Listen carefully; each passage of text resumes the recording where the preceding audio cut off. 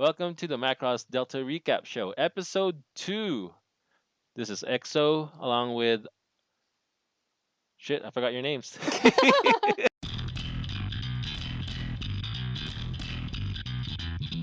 Welcome to the Macross Delta Recap Show, Episode 2. This is EXO along with the queen of all things gory gory, Celia Rose. Oh God, hello. Gotti, Gotti. And the master of his own domain, the Macross Mecha Manual. Here's Chad. Hello, everyone.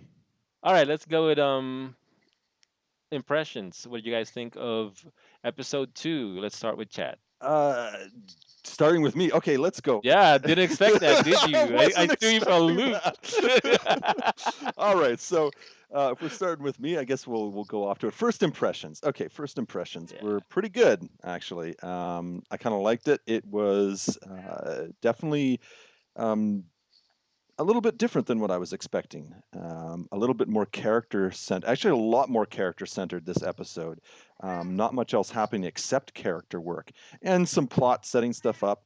There was also quite a bit of just reveals of different aspects of the world. We got transferred to a new planet, I guess, and there's some new landscapes. There's some new mechanical designs. There's some more new characters, actually, I think, introduced, or maybe characters that were just barely introduced in the first few episodes. We get to see more of, and yeah, it was pretty damn good, actually. It was a nice way to, I guess, ease into the rest of the story. We also saw a little bit more of Windermere and got told a little bit more about it, and I think that's about it. Overall, interesting. Definitely ended on an interesting sort of note, and there was a little Yeah. bit of preview at the end, which had I guess, a little surprise reveal concerning the venerable VF1 Valkyrie to be seen in the next episode. Yeah. So I'm getting more excited actually about that. I think maybe than the actual episode we're watching. But yeah, I liked it overall. Here's a reveal. Celia owns a mercat, and you could hear it in the background. Celia, what did you think of the episode? Actually, I really like this episode a lot. When it first opened with Ike and I borderline, and they were still in the middle of the battle, I was kind of worried that we were still going to be stuck on this particular incident, and that it was never going to end. But it wrapped up actually pretty quickly. I think it basically just finished up to the end of the song, which was ending credits in the last episode. Um, I totally called in our last discussion. I called Hayate rubbing in Mirage's face that she was off time, Yeah. and I was so excited because I was waiting for that moment where he's gonna tell her, "Well, you were off time, so clearly you're not taking this as seriously as you should." Overall, I liked it for the world building aspects that it had. Even in just the opening, we got to see a lot more of Windermere than we did within the episode itself. The episode gave us a glimpse into what might be the castle, or at least the hangar and the facilities that the knights use, and also establishing what Ragna is like. And I'm not entirely sure if I should be calling it Ragna or Laguna now, because there's so many references to aquatic things. I mean, we have literal catfish, and, and everything is very oceanic. So I thought that was a really nice touch to step away from the action of the first episode and start establishing this is primarily where we're going to be, and this is what it's going to look like, so that we can get the story rolling. I also liked the climax of this episode too. The way that it was structured to have Hayate and Freya's paths parallel each other was really cool. I like that a lot. That showed a lot of care for this part of the story to have it this early on. Yeah, I agree. Um, Let me just explain what happened. We recorded a show for episode 1, and it got lost. It got damaged, and I didn't get to edit it and put it up on YouTube. Oh So we're 2 episodes in, and we already have a lost episode. So, but getting back to the whole Ragna thing, somebody brought that up also in the forums, and that's something that also we talked about. Not we, but somebody else that I was talking to, Vince. Um, the pronunciation of Ragna is Raguna, which is actually kind of like a Japanese way to say the Spanish word laguna. So it actually could be the word lagoon, but also it plays with a naming system that they have that's Ragnarok. So it's kind of like a mix Mm. of both. Ragnarok is the final battle of the gods where Thor, Odin, and Loki they all die. Spoiler, they all die. So yeah, that's a pretty cool naming convention. I think that's they got pretty lucky with that name. Oh, I think they chose Um, that on purpose, I should say, sir. yeah, I mean they did, but I think they got lucky with the double meaning and it worked out really well for them. Oh It yeah, I sure see what you're saying. If that's the way they chose it, Yeah, for sure. Yeah. I don't know. Um, it sure beats but yeah, it was a great Windermere. episode. There was a lot of things that I liked about it. The Macross, most of all, that was just an awesome design. With the carrier type armed connections, and it just looks so good. So I was pretty excited about that. My rune lit up. That's how excited I was. Rune indeed. Yeah. Actually, I have a few things to say about that. I also really like the design. It looks to Hmm. me to be a Macross quarter class ship, although it stylistically has some significant changes to it all over, I think, both in the bridge area and the main body, and also the legs as well seem to be altered. But there are some like very significant like touchstones that say that this Hmm. is a quarter class ship. Like just the overall look of it looks like the quarter. The Macross quarter from Yeah. Macross Frontier, the shoulders, the arm joints, the Hmm. cannon placements, the bridge itself, the two booms on the back. Everything looks very much like a Macross quarter class ship, and I think the scale is pretty much in line with a quarter.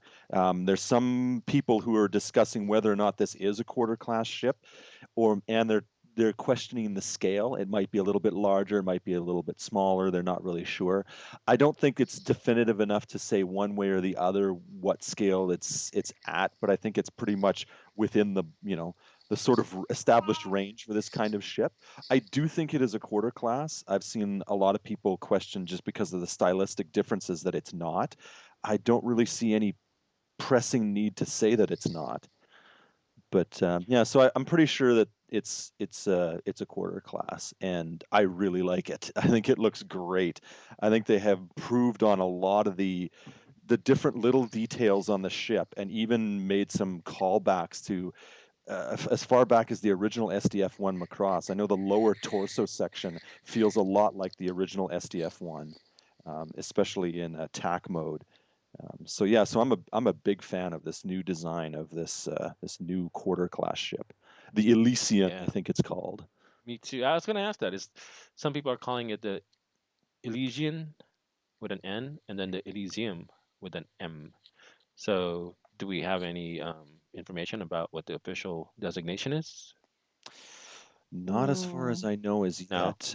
It might Can't have been tell added from to the Macross Compendium. I know they're adding stuff every day, so it's kind of hard to know uh like what's there from one day to the next unless you do a complete search. But I'll keep an eye on it and try and get as much information as I can. Well, I think what's tough too is until we actually see the name of the Macross Elysium written out, you're not going to know because the way that Japanese language handles that ending sound, the or the n, yeah. it can either be like in Nom it was Nomu, but when they were Yeah. saying it in the anime, it's Elysion. And I know that um, sometimes when it ends in that sound, they don't go for the full sound at the end, and they just put an N to end it to more Mm. closely mimic it phonetically. Hmm. So I think that's something we should watch for, like if a pamphlet comes out or a book to see how it's written. Probably in katakana, that will probably be the clearest indicator of how to say it or spell it. All right, let's step back a bit and talk about the events that led to this episode. One thing that was said about the attack in the beginning was that Windmere, The what is that? Windermereans. Windermerians. the Windermerians were just there to gather data. That's pretty destructive for data gathering mission, Yeah. Oh, don't you I'm think? so curious about the Knights of Windermere now. Like, okay, so because they were called in for data, right? But Keith wanted Hmm. to engage further. Like it was Yeah, Keith who was driving it, the blonde pilot, and they all did though. and They all wanted to blow shit up. well, Bogue especially, like Yeah, Bogue's kind of nuts. the he's my from favorite, I what I've think. got, I like him. I like him a lot because he's just kind of he's a no nonsense type of character so far, and he's very aggressive. Yeah. And like we didn't see a lot from the twins, Theo and Xiao Yusula.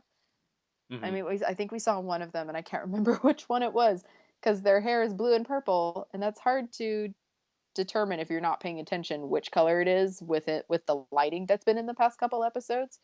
Hmm. But I thought it was interesting that Royd called them back. I don't think Royd was even engaged in combat. I think Royd was still back at home base and was telling them, we've got what we need. We need to go. And Keith confronts him on it later. And he says to Keith, Royd tells him we can't forget about Lord Heinz's death. When Keith asks him why they can't engage right now, Hmm. Yeah. and I think Lord Heinz is potentially Keith's father Yeah. because we know, at least from what I remember from the character descriptions, is that he is the illegitimate son of the king, Hmm. and that's the only thing I could think of as to why Royd would bring that up to Keith, and kind of did it in a way where he was scolding him more on being too hasty to attack by reminding him that Lord Hines died because he was also too hasty. And it sounds like it was during an altercation with the Delta Squadron at some point, which would explain why Keith is so set on striking against them. Yeah, and also it's pretty telling that even though Royd outranks Keith, Keith doesn't really give a shit about that. Nope. He's just tells him how it is. Yeah, and I noticed in the opening that when they're showing the shots of Windermere, that there's a little girl in a crown, and I'm kind of hoping it's not going to be a Code Geass situation where you had Mhm. Princess Nunnally, who was just kind of the token cute girl princess character. I'm wondering if she's actually taken on the role of the authority for Windermere because sup- supposedly, if Lord Hines is actually the king, because he's dead and she's technically the next legitimate heir. And she also kind of reminds me of the figure that was singing to activate the VAR syndrome. Like she's got Mhm. the big long cape, and I know they obscured a lot of her features, but it would make sense. This episode just made me really, really curious There's about a lot. Windermere, and There's I a lot really to think want to know about. more. Yeah. Also, two characters were introduced during the time where they're kind of like having a meeting in the hangar. This is something that Marianne posted. Herman Knoll, which is the Scarface guys that we talked about. Oh, he has a name. Yeah, Herman Knoll, and then the big guy in the back is Quasim Eberhard. There goes another porn name. Quasim Eberhard. Everhard. It's just filled with them. Yeah. The only other thing I wanted to say about Windermere that you guys haven't already covered is just I get a weird sense of just looking at them, the way they act and everything, the way they're presented. You get this real sense of like aristocracy. They're also mentioned. I believe this is mentioned by the captain of the Elysian, Ernest Johnson. Him, and one of the other members of Valkyrie talk about what it's like on Windermere right now. They mention, interstellar travel restrictions. They talk Mhm. about attacks on culture, which I must assume means some sort of censorship or anything like that. And then just the presentation here in the first few minutes of the episode, there's this very like old and almost feudal system of government or something like that. At least in the Knights, at least in the Windermere Knights sort of organization, it looks very backward, which I'm kind of surprised to hear. It looked, at least from what things were, from what was said in Macross Frontier, it felt as though there was a lot of progress as far as like levels of government and systems of government, a very decentralized, very progressive form of government that would, sort of rule properly in an interstellar environment where you have these colonies that are just too far apart for anybody to actually rule from one centralized system. And to see something like Windermere just quickly descend into some sort of, aristocratic feudal system just because of some sort of incident that happened on it. I'm not really sure I understand exactly what's going on there. And it was kind of funny to see all these images in something like Macross because it reminded me of Escaflowne, the vision of Escaflowne in so many ways, which of course was a derivation of the original concept, Air Cavalry Chronicles.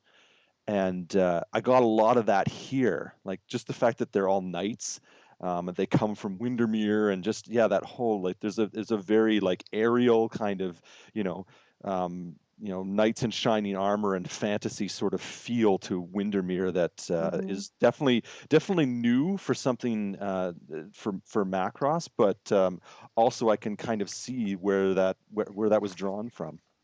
I don't know if any of you also like noticed that during Freya's test aboard the elevated tram, and forgive me for jumping ahead a little bit here in the episode, but there were some flashback images that she was having Yes. where it showed her as I guess a younger girl in a Yeah. snowy environment in which she was wearing like a cloak or cape or something like that and had a hat on.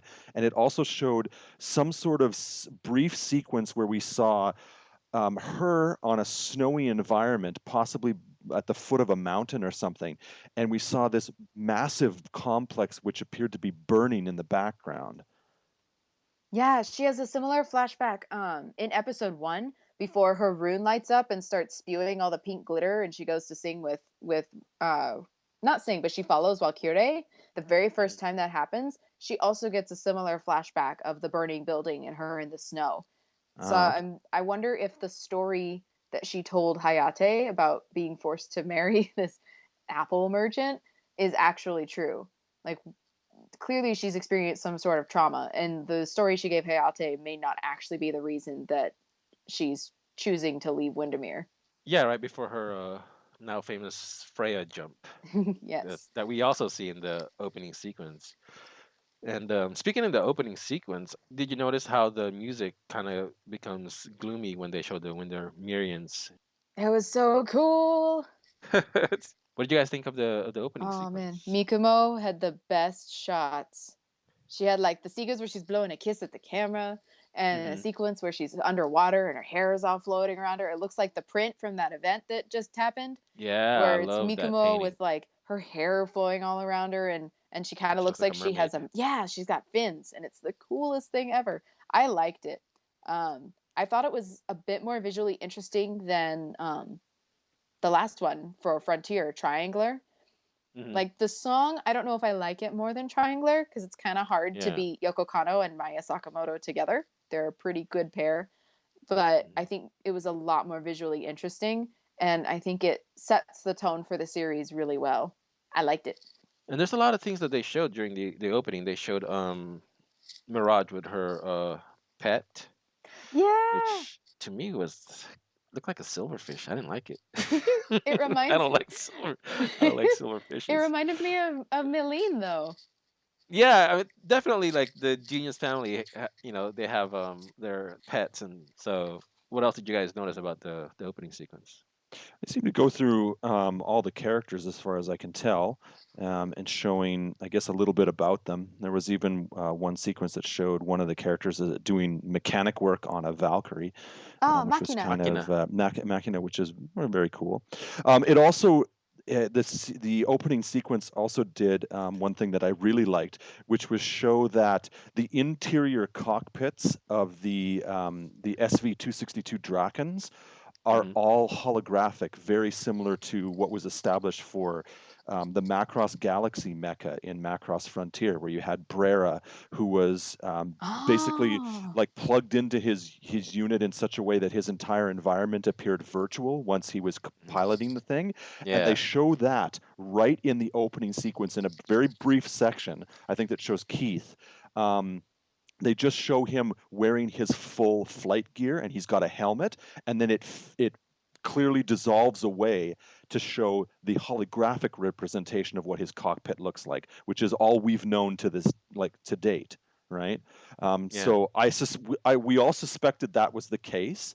I know that there was some people who were very critical of that, saying that it's ridiculous, these guys walking around in like what appears to be dress uniforms and regalia with no, like, cockpit equipment on at all. No No helmets. helmets, no flight suits to help them with G Yeah. forces, nothing. And apparently that's actually all just, what we see is all just holographic projection, and they are all inside flight suits and helmets and G suits and all that. Very cool. Yeah, I like that about the opening as well. I don't know if is the opening like for some reason it felt maybe even a little shorter than what I'm used to for openings, but now that I'm watching it again as I'm talking, maybe that's not the case. It feels There a was little actually a long. lot shown. Yeah, there is quite a bit shown to it. Yeah. People are like really shipping Mirage and Hayate just based on the opening. Oh, Um, they have an Alto Cheryl dynamic though. And I yeah. think that's why. Because, I mean, this time instead of the guy being the straight laced and uptight one, it's Mirage. But like Hmm. Hayate is totally teasing her and poking at her the way that Cheryl Yeah. poked at Alto. And I think that's why people are jumping to that conclusion so fast. That's what I found Hmm. entertaining about them is it mirrored Cheryl and Alto's interactions. And I really like those scenes where Hmm. Cheryl was basically saying, I can do what I want and I'm going to get a reaction out of you. That's his personality, though, right? Because Mm-hmm. he does that to Freya also. Mm-hmm. He's like, I'll see you when Yeah. you fail, or I won't be there when you fail. I'm not gonna drive you back because Yeah. I'm gonna go I on with my love that life. actually. I Yeah, I must like that admit about him. they have done just this in these last two episodes an incredible job to make Hayate a lot more likable than he was in that special preview episode. I In agree. that special preview episode, he was almost a non-character and was just apathetic to the point of just irritance. I Yeah. found, and I was like struggling to try and find some redeeming factor for that character. But once the broadcast episode came about and you got to see Hayate just like having so much fun and then have this, connection with Freya as well near the end of the episode, it was just, it was a good stepping stone, and it really kind of like I kind of perked up to the character. Then with episode 2, it was just great all the way through. You get to see so much of his personality, and you get to see also like a lot of his flaws as well. Like he's very much, I know some people have commented about, obviously the differences between, male leads on the different Macross shows, and Hayate seems very different than a lot of them, which, to be honest, we have this character Hayate who is the first like non-pilot, for a male lead in a Macross show ever, and he's just sort of listless. Not true. He's sorry. Macross 2. Oh, that doesn't count. All right, we'll wipe that from Cue existence. all the Macross 2 hate mail coming in right now. But Oh, no, you're right. You're right about that. Hibiki is No, but I definitely know what you're not a, saying. I yeah, know what you're not a saying. pilot. Basically, he's a pilot that wasn't a pilot before. He's not a pilot, and he's obviously meant to be like, he's going to be piloting and whatnot go forward. He's definitely a Batroid pilot. He can do that Yeah. exceptionally well, but as far as Yeah. flying, he's going to have to learn that sort of stuff. But yeah, just Well, we see these that in the elements of preview. his What happens character to like him? are coming out. We get to like the Chaos group. They talk about him. They've obviously got like a file on him now that they know who he is, and they've been following him for a little bit. And they talk about like what he's been doing, and he's basically been doing this thing like when he was on Al Shahal, which was running, loaders and forklifts and all that sort of stuff. And he's just been jumping from planet to planet doing different jobs and not really having any sort of like idea what he wants to do or any sort of direction. And it appears like he can't do that himself. And I think it's because of his interaction with Freya that she's given him some focus. She is like incredibly determined and focused on what she wants. And Hayate, up until now, really hasn't had that on his own and seemed incapable of doing that. But now, through his exposure through her, he's sort of like learning that lesson almost. He's like decided to actually pursue something for the first time in his life. And Chaos is there to sort of be around at the right time to offer him just what they think he needs most. And looks like it's going to be an interesting sort of journey for him. Yeah, I It's like. kind of ironic that the Chaos team is gonna bring order to his life, right? Yeah, especially given their name. Yeah, Exactly. Yeah, I What are like. you gonna say, I like Celia? how real Hayate feels.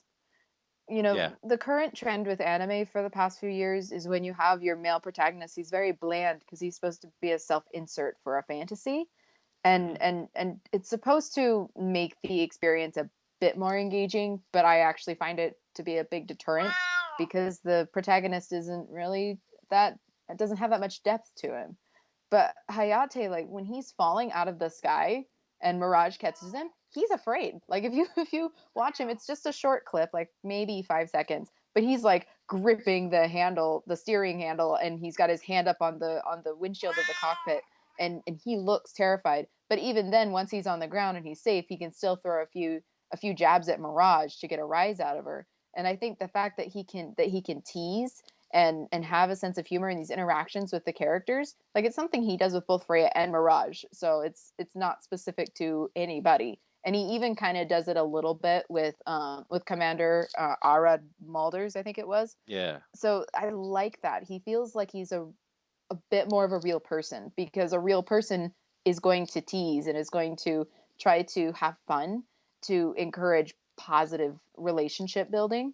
And I really like that about him so far. And Arad Molders is not really having any of it. He's pretending to go along with him, but then he kind of, looks over to Messer and kind of like, yeah, yeah, we'll see what this guy's all about later. Mm-hmm. I You know, agree. you Yeah, can say whatever you want yeah now, he's but we'll see what you're all about. he's clearly doing what he has to do to get Hayate into his fold because Exactly. he sees an asset and he wants to cajole that asset into doing what he wants them to do no matter what it takes, right? So he just agrees with Hayate and just lets Hayate think he's getting his way, and then he agrees to what Aaron really wants. Yeah, yeah. And all this time that he's being vetted for the Delta team, Freya is going to her audition, which is Yeah. also a great sequence. Yeah, I What thought that was very interesting. I noticed just in the like I said, the recruitment and character arcs for both Hayate and Freya at the same time were cross cut with each other in the editing. So there's this real attempt being made at both the script and the production levels to tie these two characters together using whatever means, both metaphysical occurrences that happened between them, story parallels, and just the straight out editing of how these stories are happening. Is there a connection between them? Would you say that because when she starts singing is exactly the point where he kind of like does that jump and then the wind pushes him back into the platform. I think that's the point where the climax is met, where the stories where they were parallel, but they also connected at the same time. Because Yeah. it was really cool and dramatic, where she's Yeah, I just loved it. singing "Love Halation the War" very slowly and Hmm. softly, and Hayate is basically risking falling off the edge of the landing to prove that he's willing to risk his life in order to be able to pilot a Valkyrie. That climax was not quite as dramatic as episode 1, but I think I liked it a lot better just because you saw the build up for it, and the build up for it was just structured so nicely that it really paid off when you reached that moment. Yeah, I liked it a lot more too. It just had more meaning, just having those two scenes juxtaposed. Going back a little bit, there was that big fake out with Oh no, Freya. yeah. I felt so dumb because the first time I watched it, I totally fell for Walkyrie's disguises because I'm so I think I'm so used to everybody did, well wouldn't you think? I did. I wasn't even expecting like that. when I watched it the second time, I was looking at it and I'm like, oh, Yeah. these very clearly Well, look like Walkure. But I'm so used to same face anime, like that's Uh-huh. like same face character design has been a horrible trend in the past couple years, especially Yeah. from studios like Kyoto Animation, one of the most frequently offending studios, and Studio Ghibli, where all of their characters tend to look the same because they're using the same character designers.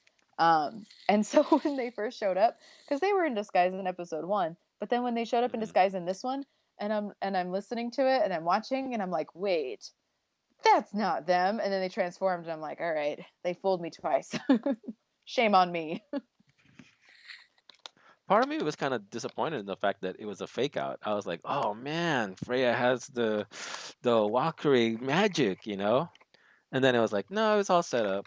I was kind of hoping at least they would like drag the body out of that lady, you know? Just like everything was fake except for this lady. Except for her, She she just really exploded for died. some This reason. guy actually Yeah. has the VAR syndrome. So can you Yeah, can you step back for a exactly. minute so we can fix this? Yeah.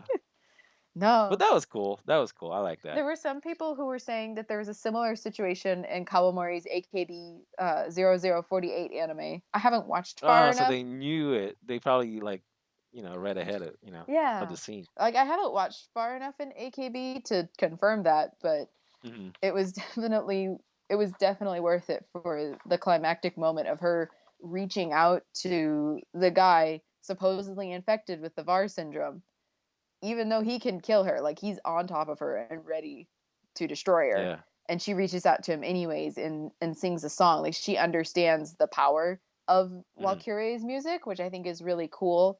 That this time around it's as pre-established that music has the power to change instead of being something that's discovered more towards the middle or the end of the series.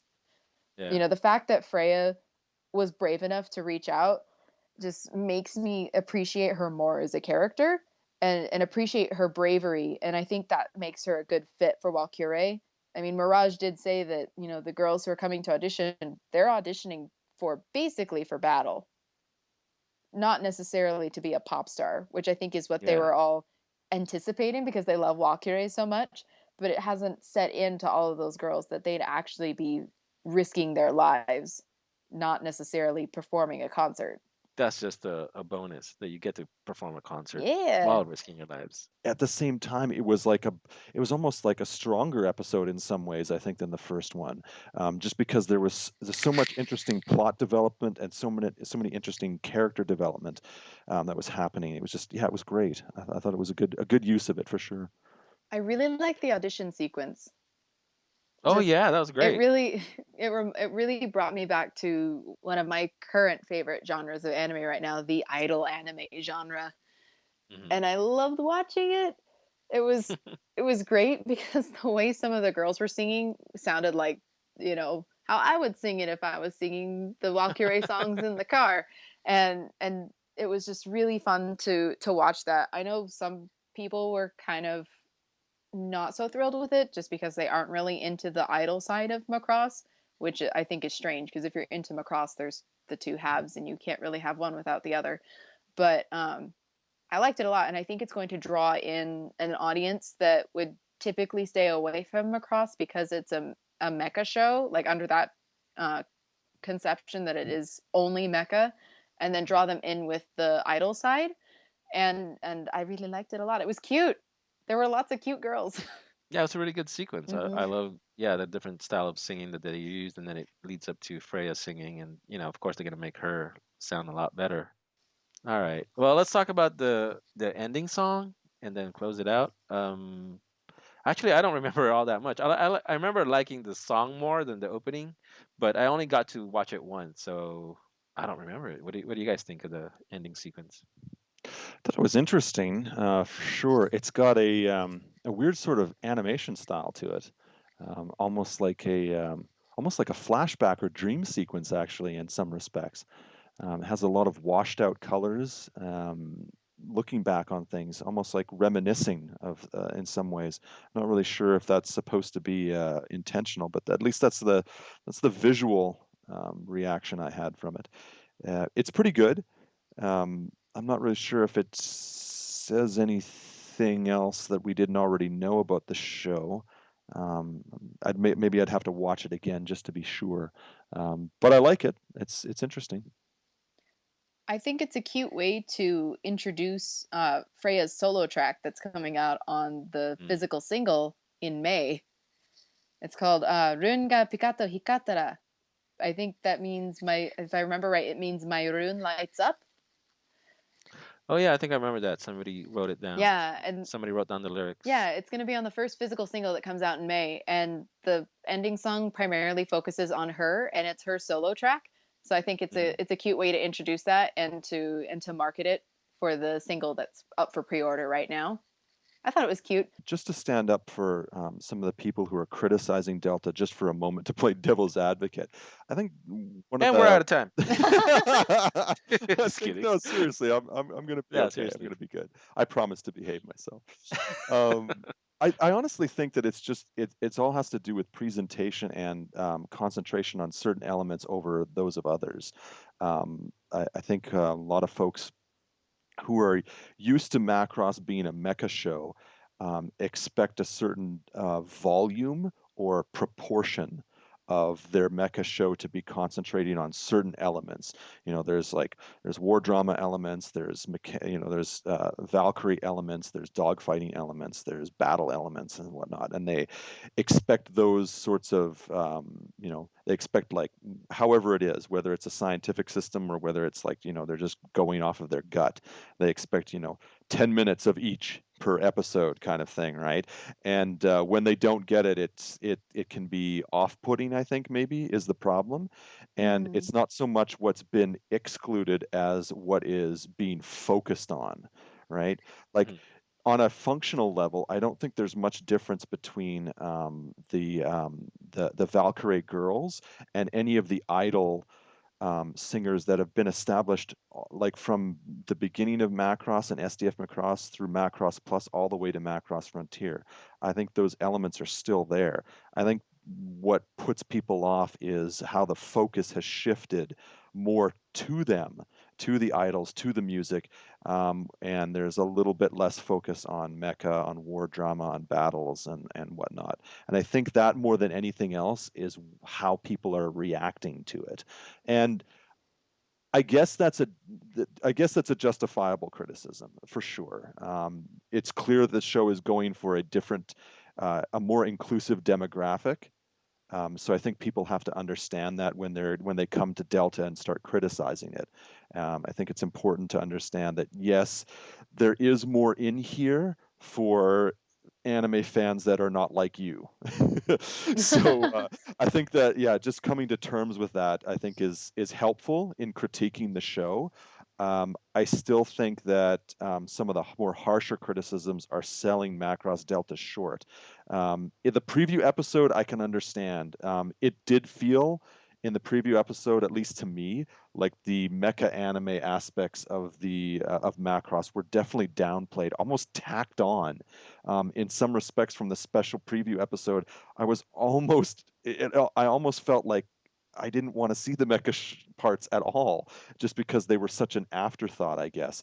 But then when the broadcast episode came out, it felt a lot more balanced, and it also included a lot more interesting character work merged with the action sequences, which always really appreciate. If you can do an action sequence while at the same time also telling a character story or a plot story, that is the best kind of action sequence. And it's also Mm-hmm. the most emotionally moving action sequence you can tell. So I think just we should just keep that in mind going forward and about like even if sometimes the critics of Macross Delta might not exactly can't exactly put their frustrations to words and whatnot. I think it's mostly just that. It's just proportion and presentation more than anything else. It's a it just it can be jarring to those who are used to their Macross being a certain way. That's a good Excellent point. closing words. Mr. March. Celia, you have any last thoughts? Oh, I want to know Yeah, more. plenty. I have so much about Mirage. Well, not really Yeah, Mirage. that's I had mentioned before when we've talked, maybe not on an actual recorded discussion, but mm, I'm curious to know Mirage's investment in being a pilot. Oh I yeah. was talking to my friend Cody today of the Hua Weeb blog on Facebook, and because he finally watched Delta, and I wanted to get his opinion on it, and I he led me to this point with Mirage that she has really big shoes to fill as a pilot, and really big shadows to try and stretch out from underneath. She's coming from a long line of really good pilots. I mean, Mhm. Max and Milia are her grandparents. I think Amelia was a pilot. Million was a pilot also. Wasn't Comelia a pilot too? I think so. So she's coming from In a video game from or this something. family that's that's basically three generations of pilots by now. And whether or not she wants to be a pilot because she has this shadow of her family legacy that's hovering over her, and she has to I'm trying to find the words for it. She has to rise to meet that and to Mhm. uphold that legacy, and whether or not she actually wants to or has the skill to keep up. Yeah. We know she's a good pilot because she's in the Chaos Delta Squadron, you know, but the fact that she has such a long family history of being a pilot makes me curious how much of it is her wanting to do that and being motivated in the way that Hayate is, where it's something he really likes to do, and where she's doing it more because of family commitments. All right. So let's close it out. Celia, where can we find you when you're not recording the Macross Delta recap show? You can find me on Facebook at facebook.com/Celia Rose Cosplay, and you can find me on Twitter at Planets Twinkle. I like to scream about anime and Macross Delta on Sunday mornings. Chad, where can we find you? You can contact me at marching at hotmail.com, marchingcw, I should say, sorry, at hotmail.com. You can also find me on the Macross Mecha Manual Facebook page at facebook.com/Macross Mecha Manual. And you can also see me on various message boards, anime message boards like ANN and Macross World. Cool. And this is XO. You could just message me on the Macross World Facebook page or the Macross Delta Facebook page, or you could tweet at me at Macross Tweet. And yeah, that's pretty much it. We'll see you soon when we catch up on episode 3. Bye. Take care, everyone. Goodbye. Oh, we didn't get the woohoo. Oh, Woo. woohoo! Too late. You did it with me this time.